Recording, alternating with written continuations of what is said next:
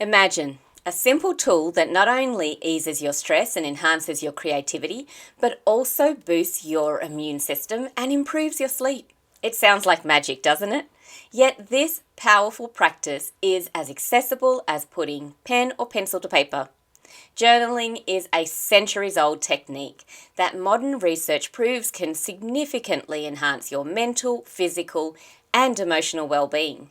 Whether you are seeking personal growth, cognitive clarity, or a creative outlet, the act of journaling can open doors to self-discovery and transformation. Dive into the compelling evidence yourself that supports this practice and learn how journaling can become your most trusted ally in navigating life's complexities. Now, in today's episode, I want to share some of those benefits, not only from what research papers have said, but from my own personal experience. This episode will be segmented into 3 parts. I will share my personal experience when it comes to the power of journaling, then a summary of research findings on the benefits, and lastly, details of my current challenges, what's next in my transformation journey, and an invitation to follow along with an effort to support you in your journey of transformation too. Plus some important housekeeping announcements. Do you desire to live a life that supports you in thriving? A life based on understanding your unique design and engaging more in your passions? I'm Marie-Nicole, and I am devoted to combining beauty, uniqueness, and connection in everyday living experiences. As a creative professional and Dharma coach, I help people connect to the truth of who they are and facilitate them in embodying their uniqueness. I am also a mother of 2 precious young men, and with children in tow, have established and run unique businesses, embraced opportunities that have contributed to my creative career, while creating magical memories and living my life by design too. It's my hope that this podcast inspires you to live your life on your terms and earn your income through being uniquely you. Whether that's working for yourself or someone else, the key here is living a life in alignment with your unique design. After all, it's our unique thread that we each contribute to the collective tapestry that creates the whole.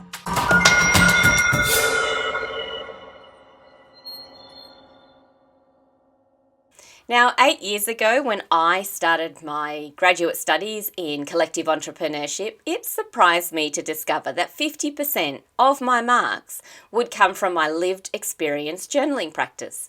Not only did we have to submit our journals, we also had to read research findings which backed the benefits of this practice, of which there are many. Discovering that 50% of our marks would come from this practice was also reaffirming, as I had been engaging in a daily journaling practice for almost 15 years prior to commencing these studies, and it is something I swear by still. But a lot of people I speak to about journaling fear taking up the practice, as they are concerned about what others would think if they ever read their journals, and some have openly expressed they are also afraid to truly express their thoughts, as it may lead to discoveries that they don't feel ready to unlock yet. Now, as a coach, I recommend journaling to every single client, and even many in the Digital Solutions program that I work with, encouraging them as a part of business planning to begin with and process challenges that they have found themselves faced with in business interactions, like turning up to meetings in a heavily male-dominated industry and finding their voice is not heard. Sometimes they are not being heard because they are not really speaking up out of fear.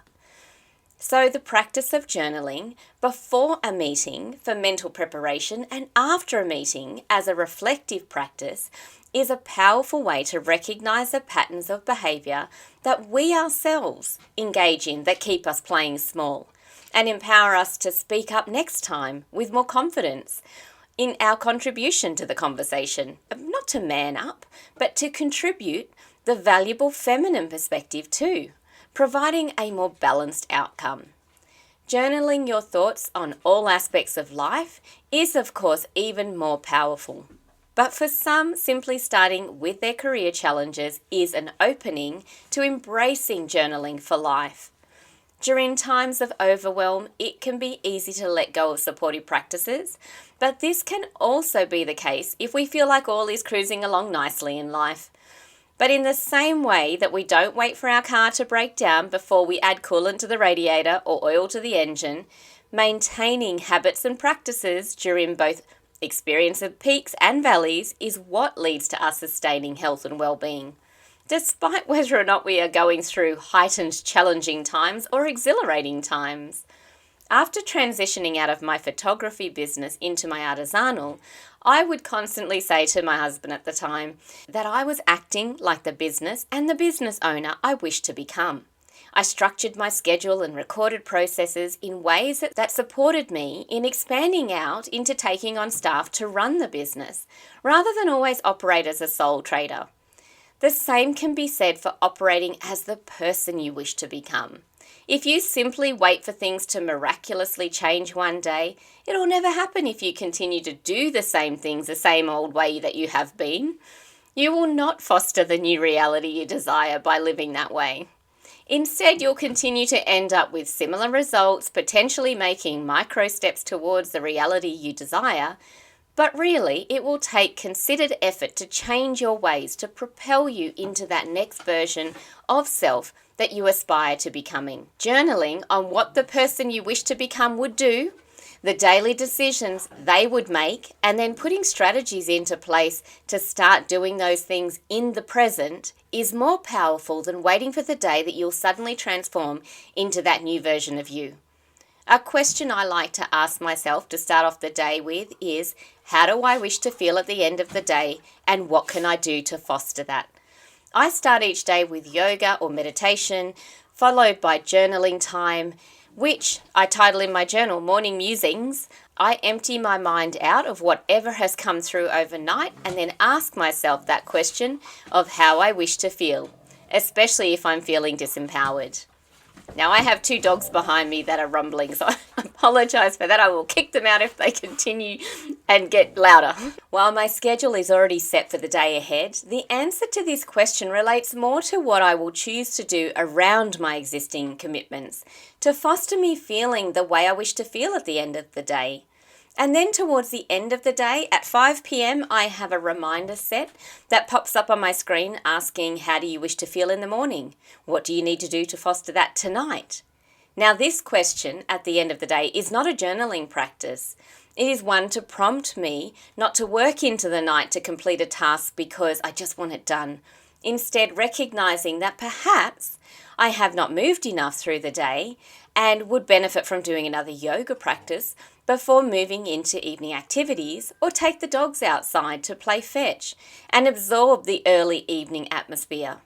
While my ideal day would not be to spend hours in front of a screen, in the reality of this major transition phase I am moving through, that does mean at the moment I am building a foundation for what is to come next, and that is requiring a lot of extra computer time than I would like, but since I am also embodying the person I wish to become, I am reminding myself that my body benefits from physical movement and time outside, and that I am more effective in my work when I make space for those things. If I delayed doing those things until this transition time was over, then I would have to work a lot harder at a foundational level, recovering from the neglect of my physical and mental well-being.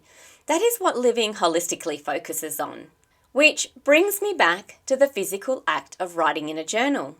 This is not something I do exclusively in the morning or at bedtime. I keep my journal with me throughout the day, and I stop and write quick reflections or record insights and inspirations. The importance of the reflections is that I get to witness my own patterns of behaviour, especially fears and concerns that are holding me back, especially if triggered by something throughout the day. This is an opportunity to self-reflect and see where my hidden fears are surfacing in interactions with others, which may have nothing to do with them, but everything to do with my internal dialogue. And this is exactly why I created a 3-in-1 leather notebook cover set, and then adapted it to a 4-in-1 so I could keep my journal with me at all times and organise my thoughts in a more effective way, separating the notebooks with dedicated topics for each notebook. Now, I do make these to order. If you would like to have one handcrafted for yourself, keep that in mind. Now, I want to remind you that doing something once or twice does not make for a new habit. You need to keep repeating the practice. Revisiting reflective journaling questions helps you make discerning decisions and take aligned action, which is why I choose to work in a cyclical manner. This being the week of the new moon, kicking off the new cycle, is a great time to reflect on what has served and what has not, and set new intentions for the cycle ahead.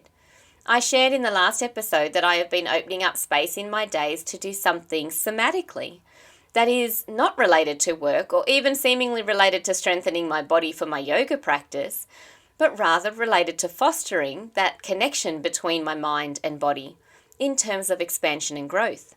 And that practice is playing my guitar more frequently.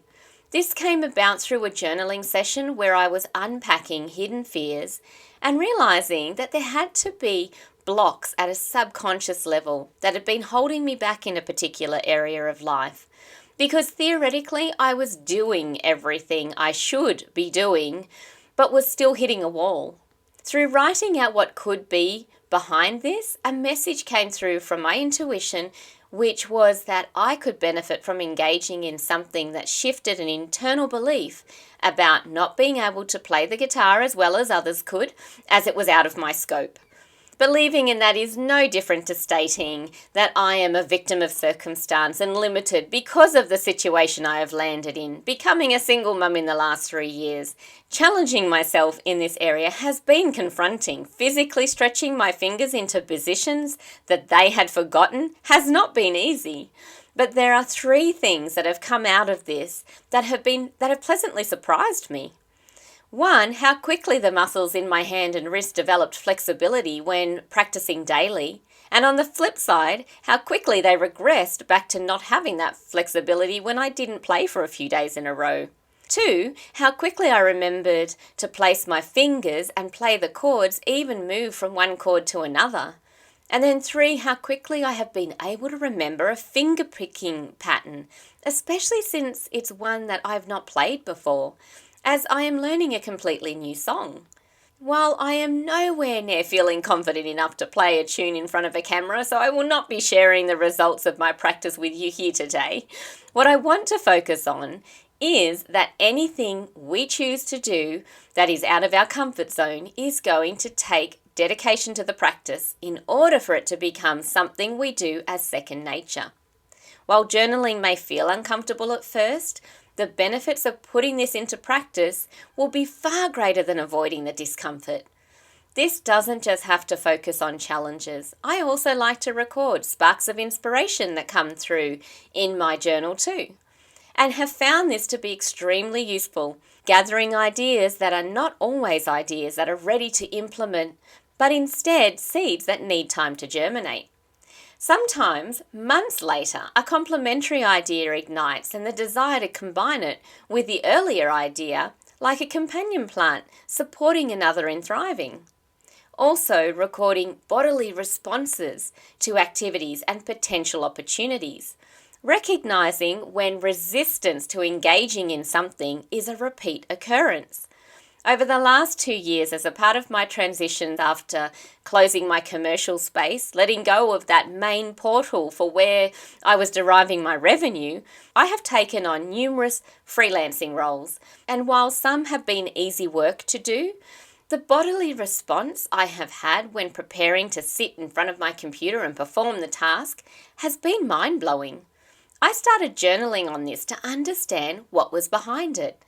Earning an income is not something anyone can go without in our societal structure, and I was doing what needed to be done, taking on these roles to support us financially in this transition. So why was my body expressing itself with so much resistance? Now, for those who know about human design, I am a manifesting generator with a sacral authority, and my profile is a 4-6, which is opportunist role model. So my previous business that I had established ticked all the boxes of me living my highest expression. There were elements that were not fully aligned, but for the most part, it really did. But for me to sit in front of a computer all day performing brain-numbing tasks completely drains my energy, and it makes me ineffective to do what I'm here to do in this lifetime. So it has been a real challenge trying to balance the need for guaranteed income and build a new version of my business that truly supports me in thriving and serves those I'm here to serve too. Through journaling, I have recognized that the guaranteed regular income tasks were not only physically and mentally draining, they were also not enough to support my basic living needs if I were doing it full time, and they were not activities that I could use to feed into my business offerings and scale, which is where the 80-20 rule is really important to apply, focusing on 20% of what you do that translate into 80% of revenue. Working 8 hours a day, sitting at a computer, being completely drained of energy, not even meeting basic needs, is not supportive to thriving for most people, I would argue. But it is a pattern we have fallen into as a society, and it might work if you're in a double income family and you're both actually bringing in enough income to do what you need to. But as a single mum who is Uber driver to a teenager who is only on his learner's permit and has a permanent part-time job with varying shifts, living in a location without public transport, let alone the fact spending my days just getting by, is not ideal. Journaling has supported me in taking aligned action instead, placing energy towards that which actually serves my bigger picture vision, which is why I still make space to work with clients through the Digital Solutions program. Supporting micro and small business owners through that program fills my heart with so much joy, and it supports them in their journey at such a low cost financially. The biggest cost to them is their investment of time and dedication to their own development. But I'll let you in on a little secret. What the clients don't know is that if they don't turn up to a session for whatever reason, as guides, we don't get paid for it. So it really is just like running your own business. And that is why I say I still make space for this. Even though it is not guaranteed income, it does pay well, and the work itself aligns with my purpose in this lifetime. I'm going to take a moment to share some information with you about the Digital Solutions program, which is one of the ways you can work with me as a coach, in this case as your digital guide. If you'd like support in your digital presence as a micro or small business owner in New South Wales, Australia, running a for-profit business, you can take advantage of this heavily government-funded program that I contribute to as a digital guide, where you pay a small one-off fee of $45 plus GST and receive up to 4 hours of one-to-one coaching to support you in your digital journey, focusing specifically on your needs in the digital space, which does not have to be as daunting for you when you establish systems and processes and use easily accessible digital tools to support you in expanding your reach to connect with potential customers, either in your community or way beyond the boundaries of your LGA. In the show notes, you'll find my affiliate link to register for the program, and when you do, you'll automatically be assigned to me as your guide. During our initial session, we work together on ascertaining exactly what it is that would be best for you to receive support with, and then we take it from there. Now back to the episode. I hear all the time from business owners that they have busy minds, and that is partly what has held them back from journaling, as they felt like they would never get anything done if all they did was write in a notebook. Which is why I wanted to share with you a summary of research findings about the benefits of journaling, because the time does not have to be all-consuming, but it can certainly be supportive. Now there's the mental health benefits, stress reduction. Journaling can help reduce stress by providing an outlet for expressing thoughts and feelings, writing down worries. Individuals often find a sense of relief and clarity, which can lead to decreased anxiety levels. Then there's the emotional regulation. Keeping a journal assists in identifying and managing emotions. It also allows individuals to process complex feelings and develop a deeper understanding of their emotional responses. And then there's improved mood. Studies have shown that journaling can lead to a more positive mood and increased overall well-being. Expressing gratitude through journaling, for instance, has been linked to heightened feelings of happiness. And then you've got the cognitive benefits. Enhanced memory. Regular journaling can improve memory and comprehension. Writing about daily experiences helps in organising thoughts and retaining information more effectively. And then there's the problem-solving skills. Journaling promotes critical thinking and problem-solving skills by analysing situations and reflecting on possible solutions. Individuals often find innovative ways to tackle challenges. And then you have the physical benefits. The fact that it boosts immune function, research suggests that expressive writing can contribute to a stronger immune system. People who journal about stressful events have shown signs of improved immune response. And then there's better sleep. Who doesn't want better sleep? Individuals who journal before bed, especially focusing on positive experiences or plans for the next day, often experience improved quality sleep. This practice can help clear the mind and reduce nighttime anxiety. Now, then there's the personal development aspect, self-reflection and growth. Journaling encourages self-reflection, leading to greater self-awareness by reviewing past entries. Individuals can track personal growth and recognize patterns in their behavior. Goal setting and achievement is another.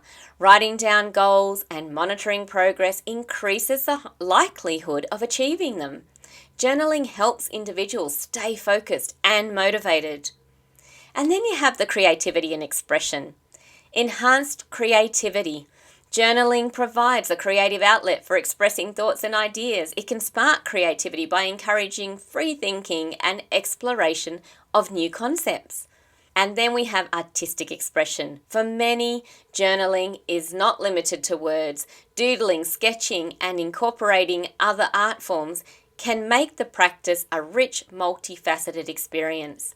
When I said in my collective entrepreneurship course we had 50% of our marks come from journaling, that could have been in the form of poetry, video entries, art that you created, but it still needed to express the process of the lived experience as an entrepreneur. So as you can see, the research underscores that journaling offers a myriad of benefits, from mental to physical health improvements to personal and creative growth. So incorporating journaling into daily routines can be a transformative practice. Speaking of which, I am personally in the final stages of the biggest transformation phase I have ever gone through in this lifetime. And the last 3 years has been a process of letting go and leaning into the unknown. Now this week we are diving deep into the process of selling our family home as a part of the final stages of the divorce settlement. My youngest son and I have been living in our family home for the last 3 years, and admittedly I have not found it easy to maintain the house as well as a small acreage, as well as transitioning out of my commercial space into full-time remote work while supporting him in his journey of transformation over the last 3 years too. So there is a lot of work to do around the property in order to have it meet the requirements for accessibility to sections of the property, especially since we are listing some of the land separately. Plus, we do need to get the grounds of the house to look presentable in the photos that need to be taken to list it for sale. Now, both of the boys are working and no longer in school, and in the next couple of weeks, they have very few days off and those days are dedicated to their father's wedding, which is taking place in early March. And then there is the added complexity that I turn 50 in late March and my sons would like to celebrate that with me. So they have also put in to have time off for that weekend so we can take off for a little getaway to the South Coast and create treasured memories together to mark the occasion, which will actually be a perfect time for the property to be available for inspections for an entire weekend and then available by appointment either side of that. So this has left me with a decision to either wait until mid-March and hope that they can squeeze in assisting me with the work around the grounds, or start the process this weekend myself. Now, I am keen to have our home listed and sold before winter, and that allows us all to move on to the next phase of our life's journey without this property keeping us entangled in each other's lives.